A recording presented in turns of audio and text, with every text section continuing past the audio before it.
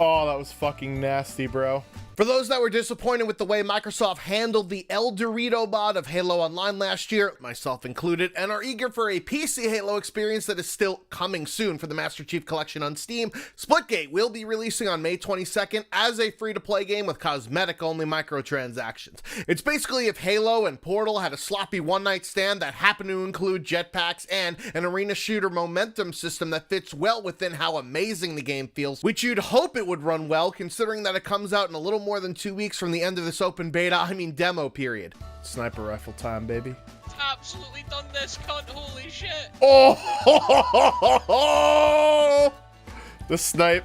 The game feels really well polished, and guns are basically balanced in the same manner of Halo shooters of yore, with powerful weaponry scattered on the ground to upgrade your standard assault rifle and pistol loadout. However, there aren't any power-up items like cloak or overshield to be found, but they didn't seem like they were missing since you had the added mechanic of using a portal to elongate gunfights or get around the map with ease. This portal ability was something I use as a strategy to get behind players to flank or to get over to the powerful weapons quickly off a spawn. You can also shoot through these portals, and you can even see through your own but not your enemies or your friendlies, but if your reticle changed color to red, you better know, start pulling down the trigger, there's something on the other side, as well as the ability to close off your own portals behind you so that you can cut off an enemy trying to follow you around like a lost puppy. Portals can only be placed on certain type of walls, and you can destroy enemy ones using EMP type grenades, of which you get 2 of every time you spawn, that don't do damage to enemies but are purely for getting rid of this unique shooter element. Well-placed portals, especially on modes like King of the Hill,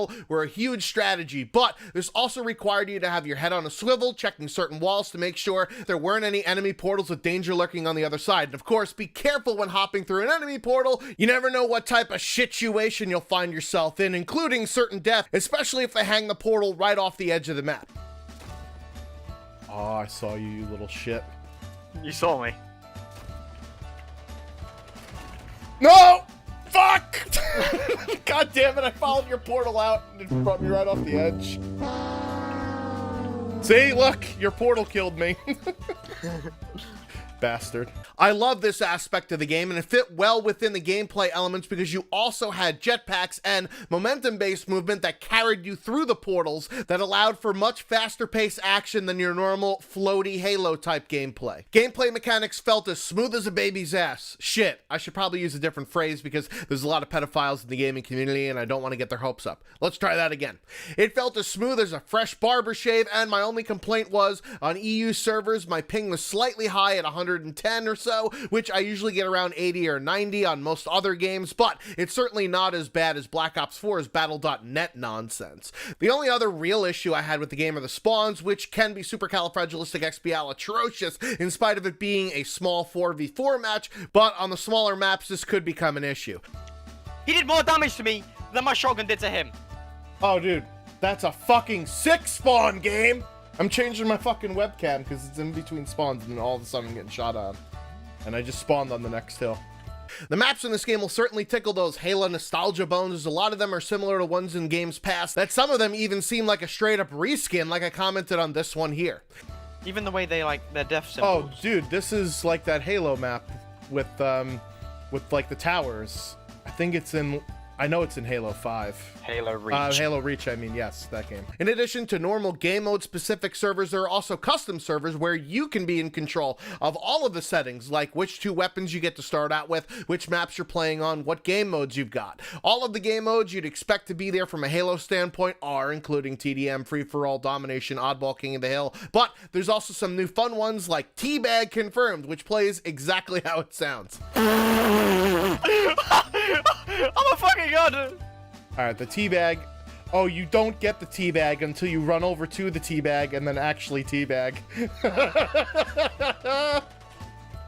That is amazing. We've seen with games like Quake Champions, the latest Unreal Tournament, Battalion 1944, and Lawbreakers, trying to bring back old school style shooters hasn't really gone over well recently, and Splitgate is probably also going to struggle in this area, although it has something that these other games do not, which is the portal mechanic that hasn't been seen in shooters before, which brings an entire new element to the genre. This also ratchets up the skill gap even further than most other shooter games, but it still feels like playing a Halo game at its core with that level of familiarity. familiarity. Everything old is new again in some way, shape, or form, with harkening back to early FPS games of the Battle Royale genre, forcing players to find loot on the ground when spawning in with nothing, but adding on that single life giant battle concept to have that old school mechanic feel like something new. And I think the same might apply here, with the arena shooter genre having the ability to make portals like from the puzzle genre. Without a carrot to dangle though, the only incentive to keep playing is to keep getting better, which may or may not be enough for some players nowadays, but we've yet to see how the monetization scheme will play out.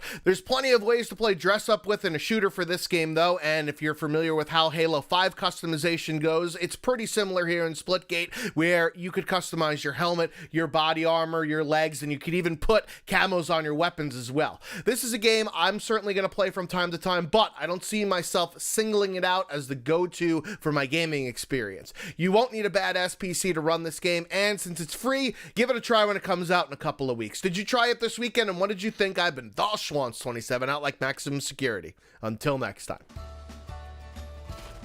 Oh, no!